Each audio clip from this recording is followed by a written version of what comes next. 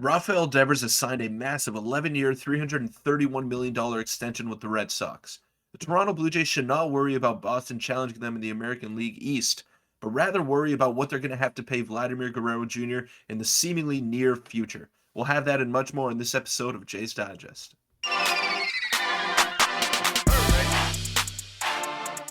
What's up, Jays fans? I'm your host, Peter Vryonis, alongside host Nick Gosse. A lot to get into today, a lot of news surrounding the American League East, not the Jays in particular, but it does pertain to the Jays. But first, I want to thank you all for the support. It's been unreal. We're heading into the new year. We are in the new year, and it's just been great. It's been unbelievable, the amount of support. Yeah, we're on the road to 6K subscribers, so if you enjoy the daily content, hit the subscribe button. And let's get right into the video. This is the first topic and the main focus of the video, which is a potential Vlad Jr. extension coming. And this is because yesterday, major news dropped. I'm sure most of you have seen, but if you haven't, we'll break it down to you now. Rafael Devers and the Red Sox have signed a 11-year, $332 million contract extension, as Carlos Baerga first reported. So, Peter, I guess I'll just get before we get into the Vladdy talks, and I have some screenshots about from Ben Nicholson Smith about that. What are your thoughts on that as a whole? It's a lot of money. It's a lot of money, and we can expect more of the same to come for Vladimir Guerrero Jr. Now, I don't know if the Jays want to get a deal done as soon as possible, but I think that's the best course of action. But I don't think Vladimir Guerrero wants to get a deal done right away. He wants to prove himself yet again. Although he had a great year in 2022, it's not what we saw in 2021, and there's no reason as to why he can't replicate what he did in that year prior. So I think he's going to bet on himself for this year, similar to what Aaron Judge did, although he's a bit younger. But I think he's going to want to have that extension signed by next offseason, and he won't rush into it. Yeah, I tend to agree. Though if he has maybe another season like last year, then he might want one. But I'll put up a screenshot here by Ben Nicholson Smith, and it says the Rafael Devers deal is a relevant reference point for a Vlad extension and the Jays in any potential talks. Devers through age 25 hit 283 with a 124 OPS plus 15.2 WAR. Vlad Jr. through 23 hit 284, 135 OPS plus with a 13.4 WAR. Similar numbers. Vlad Jr. is better, and he went on to describe some more things, and I'll pop up this right now as well. He basically said, so you can, on top is a bit more of expansion on the Devers contract. And it basically says that would take Vlad through age 34 for a $311 million total. But Vlad has a case for more years and a higher AAV because he's produced more. Now, like you said, he had a pretty down year last year under his standards. I'll pop this up here now, which you can see he hit 32 home runs, 97 RBIs, a 339 on base percentage. He had 8 stolen bases, and he struck out a little bit. I think it was like 290 average, but I don't know. I think as a whole, it was a solid year last year, but like you said, I don't know if he'd want to sign that extension right now. But I mean, maybe if he's offered a Devers-like contract, he takes it and runs. Who knows? I love that graphic, by the way. That is unbelievable. Shout out to Ben Rogers for all that. But yeah, Vladimir Guerrero Jr. is a better player. He's younger. Yep. And in a down year, he had similar production to Rafael Devers in his career year. So if you look at that, Vladimir Guerrero Jr.'s number might not start with a 3, it might start with a 4.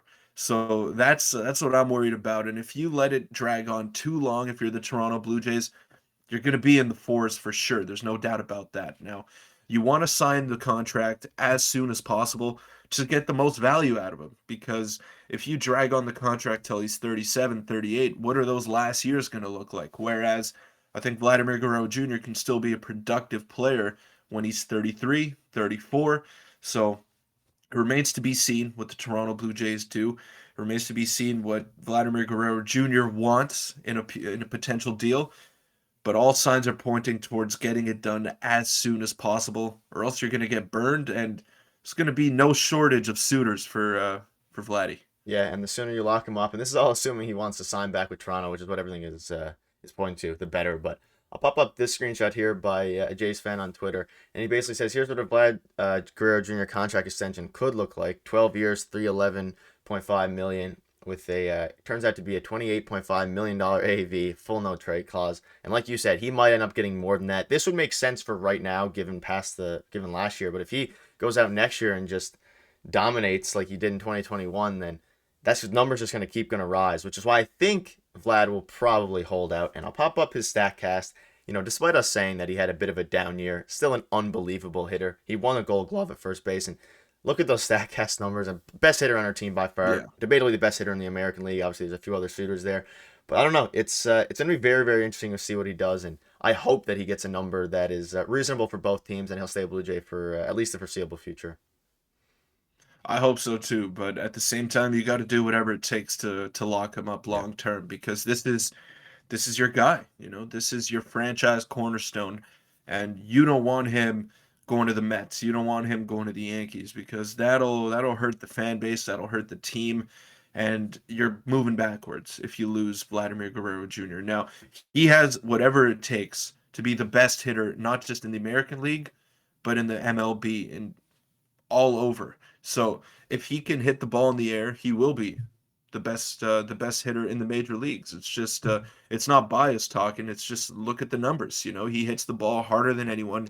He has a good eye at the plate, although last year that kind of tailed off a little bit. But his production by the age of 24 is similar to Juan Soto, and all I hear is about Juan Soto being a top two hitter in the major leagues and how great Juan Soto is. Let's start including Vladdy in that conversation too, because a down year for him is 33 homers, 95 RBIs, 280 at the plate, 800 plus OPS. That's what Juan Soto had, similar to that last year, and we're still talking about him being a top two hitter in the league. And now Vladdy isn't because he had a down year when he was 23 years old. So I don't really get the bias there. He has whatever it takes to be the best in the majors, and I see no reason why he can't do that in 2023. yeah, I think he definitely will. I guess the only argument for Soto is he did it for a fee. I don't know. I guess I don't know. Yeah, who knows? We'll get into that in a future video. He won a World Series. Yeah, He won a World Series. He's a left-handed hitter. The guy is dominant at the plate. He walks more than anyone in the major leagues. He hit 240 last year with a 400 yeah, plus he's OBP. unreal. That's insane. He's nuts. He's insane. I'm not denying that, but Vladdy is Vladdy in is in that level. same stratosphere. Yeah, and I think he'll continue to improve, and he's so young, 23. So let's get into the next topic, though. Let us know what your thoughts are on an extension and what you want that to look like. This is Ricky Tiedemann was praised. I misspelled praise, but that's fine. Was praised by a recent MLB, I think a scout report guy. So I'll show you the screenshot here. He is predicted to be the pipeline pitcher of the year from Jim Callis, big prospect guys on MLB Pipeline. He says, to me, Keenan and three guys, Abel, Tiedemann, and maybe Jackson Joby of the Tigers. I'll go with Tiedemann. I want to give a shout out to Keegan Matheson, who does our Jays list. He was really pushing for Tiedemann, who has a mid-90s fastball, a slider, a changeup, strikes out a lot, throws strikes, is left-handed, and a good frame. I'll gamble a little bit that Tiedemann spends enough time in the minors to be the upcoming pipeline pitcher of the year. And obviously, we've talked about Tiedemann a good bit on this channel, and I'm excited for him. And that was a good point he made at the end. I'll probably do it one more time. He says he's going to gamble a bit that Tiedemann spends enough time in the minors. And that is a good point because there is a chance he comes up in September or earlier, depending on injuries. But do you have any thoughts on this? Or I guess just Tiedemann as a whole. We've spoken about him a bit, but super exciting player. I like the fact that he says it's a gamble that he's going to spend Yeah. enough time in the minor leagues, which means there's a chance. There's a chance that he could come up in 2023 and contribute for the Toronto Blue Jays. I like that aspect of that assessment over there from Jim Callis. You said Yep. Jim Callis. So yeah, he does a lot of good work over there for MLB prospects, and he keeps not only Jays fans but every team's fan base involved in what their future is going to look like. So I'm really excited. I'm really excited Yeah. for Ricky Tiedemann, whether it's this year, whether it's 2024. I think he's going to be an impact player at the major league level, a high impact player. And whether they hold on to him or not, that remains to be seen. But all signs are pointing towards yes. So I'm excited to see what he can do because Jays don't have a lot of pitching coming up in the ranks, at least in the starter ranks. Yeah, we made a video yesterday on Zualeta, who's going to be probably a bullpen piece. And Ricky Tiedemann's exciting. We have some prospects. Obviously, it's not as deep as it used to be, but we're in win now mode. But it does look like we're going to keep Tiedemann. So that was very interesting. And yeah, let us know your thoughts are on that below. Let's get into the last very quick topic. We'll touch on two free agents. I have a screenshot for one. And then we'll talk about a future Blue Jay. So here is what happened. I believe it was yesterday. It was Wade Miley signed. So free agent left-handed pitcher Wade Miley in agreement with the Brewers on a 1-year, $4.5 million contract. Chance to make it $6 million with incentives. So I don't know. We were debating whether or not he would be a good pitcher for the team. He's gone now. So do you have any thoughts on him being signed by the Brewers of all teams? That's pretty good value for Wade Very. Miley. 1 year, 4.5 million. That's something I would have done if I were the Jays. Buys you a little bit of time until Ricky Tiedemann is ready to come up and make an impact, and you don't rush him. You don't want to rush him along. So a 1 year stopgap would have been nice. Wade Miley's a lefty too, but he doesn't throw hard, and I don't know how well that plays in the AL East.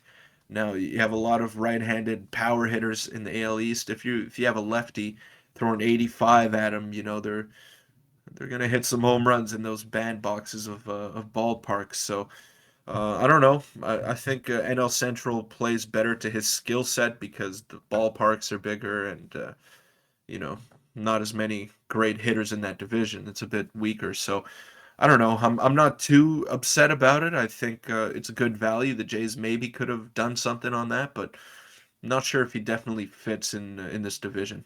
Yeah, and who knows if Wade Miley even wanted to come to Toronto, because there's no reports yet about whether we even offered him a deal. I know we were linked to him a bit earlier in free agency, but I don't know. I Yeah. think they're just going to run with Kikuchi and Wade or and Mitch White, sorry. And the other person who got signed is Ryan Barucki to the Cubs for a minor league deal, former Blue Jay. And a lot of Jays fans were upset when he was let go by the Blue Jays, and he did sign. I don't have a screenshot for it, but he did sign with the Brewers. I don't know. Do you have any thoughts on Barucki before we wrap it up here? It was just a minor league deal. Yeah, I always thought it was weird that they got rid of him and not Trent Thornton or Trevor Richards for that matter. Always thought Ryan Barucki had good potential. He's a lefty that throws hard.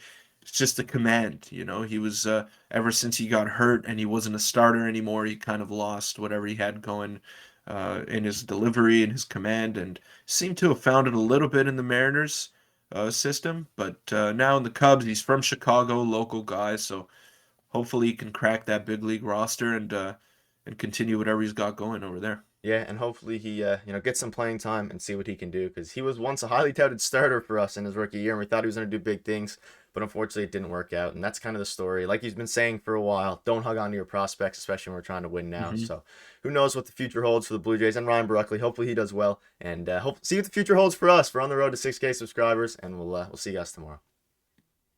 Thanks.